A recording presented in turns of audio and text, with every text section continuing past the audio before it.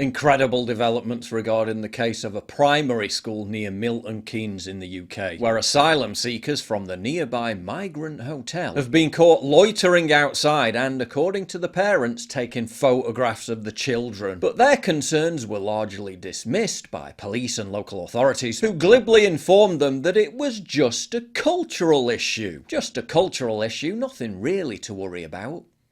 Is it? The migrants have been staying in the MK Hotel for the past 3 years, which is located just a 15-minute walk from Dean Shanger Primary School. The school and the hotel are only separated by a large field. For months now, police have been receiving calls from worried locals, telling them that the migrant men are hanging around the school at drop-off and pick-up times, with some recording the children on their phones. But just as with the barbaric Southport murders, authorities appear to be more concerned about the content of social media posts, rather than dealing with the issue itself. Police claim that after visiting the hotel, they had not identified a risk to anyone, and there is no evidence to support that any offences had taken place. In fact, the extent of police action on the issue appears to be restricted to delivering some work there around appropriate behaviours and different cultural expectations. Weirdos hanging around a primary school filming kids on their iPhones. Well, that's just a different cultural expectation. What, so in places like Afghanistan, Iran and Eritrea, it's normal to do this? Yeah, let's just politely remind them that this is inappropriate behaviour. I'm sure they'll immediately understand and just stop doing it. Well, that didn't work, did it? They've been doing it for months. Riddle me this. If you're fleeing a war-torn country, a country in which you face severe persecution and the potential loss of your life, then you go to another country to seek asylum. Surely after you arrived in your intended country of asylum, you'd make some sort of effort to behave and stay out of trouble. What even goes through their heads? I really need to show that I can integrate in this country and give myself the best chance of being given asylum. I know, I'll walk to the local primary school and start filming pervy videos of children and piss everyone off. That'll surely help my case. Why are we still importing these people? If their culture is predicated on loitering outside primary schools and making kids feel unsafe, they've got to go. They've all got to go. If you want to express your ideas through videos like I do, you should check out InVideo AI. And with this exciting new upgrade in InVideo AI version 3, you can create stunning full-length videos, irrespective of your skill level and without having to learn arduous new programs from scratch. Just start with a simple text prompt and it creates the first rough draft for you. For example, create a 1-minute story about a human resistance movement which refuses to accept mandatory brain chip implants. Check out what InVideo AI produced after just a few minutes. I'm just someone who couldn't stand by and watch our humanity slip away. We move in shadows, planning, waiting for the right moment to strike.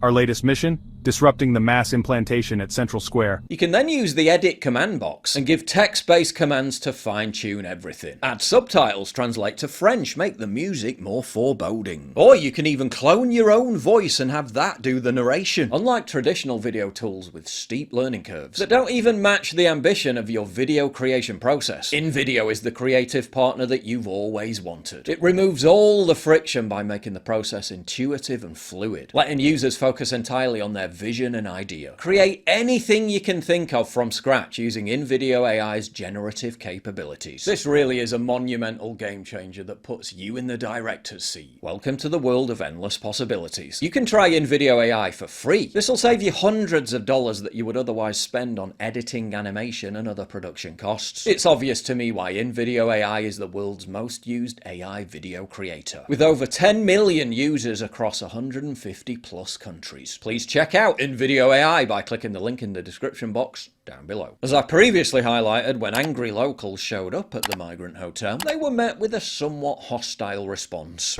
We've had reports that illegals have been filming children at a primary school. This is disgusting what's going on here. Get off me, man. Don't push me. Who are you touching? Who are you touching? You're on camera. Off the site, off the site. Illegals have been filming children here. Off the site. Get off. Get off the site, you're not coming in. Come on in. Come on in, keep up, fatty. The school itself is now having to keep the kids away from the back of the field that borders the Migrant hotel. Parents are now withdrawing their kids from school altogether, and locals say they've changed their dog walking routes because they don't feel safe being anywhere near where these young men are milling around. But still, police insist there's no risk whatsoever, and that community rumours, i.e. social media posts, are to blame for the controversy. Not what the parents themselves have been directly witnessing, including one mother of 4, who told The Telegraph, quote, "Every day since September the men have been stood outside filming." Imagine a hotel down the road from your child's school is suddenly filled with unchecked foreign males from alien cultures. No consultation, it just happens. Would you be comfortable with these men lurking around when your daughter walks home? No, if you are, you're deluded. Elsewhere in Altrincham, where 300 migrants were put up in a local hotel, the head of Altrincham College wrote a letter to parents warning of the attempted abduction of children, asking them to prevent children from walking to and from school alone, and urging them not to engage in conversation with groups of strangers. This is in Altrincham, which is known as a relatively safe, nice, low-crime area. And if you're expecting the likes of the BBC or Sky News to cover any of this, well, don't hold your breath. In response to the Southport horror, a Sky News anchor responded to a guest blaming authorities for failing to stop the killer by doing this. No doubt in my mind, had people done their job better in the last few years in relation to this man, those girls would still be alive. The same reporter was subsequently confronted by angry locals who politely told Sky News to F off. Come on, pack up, get out of here, you're not welcome. Is that well put? Come on. There's only one that you can listen to and it's TV news. Carry on covering up like the Yeah, cover it up. You should be a fucking shame of yourself. Only one single narrative must be allowed to be amplified by these networks. The one that's the literal opposite of the truth. Actually, misinformation needs to be tackled. You know, diversity is a strength. If you value what I do and you want to help support me, please visit pauljosephwatson.locals.com and either pledge a one-time donation or subscribe to join my community, get early access videos, and message me directly. And exclusive live streams coming soon too. Promise. Check out the Locals link down in the description. And don't forget to take a look at the brand new website modernity.news. That's where you'll find all my content, including exclusive articles. That's modernity.news.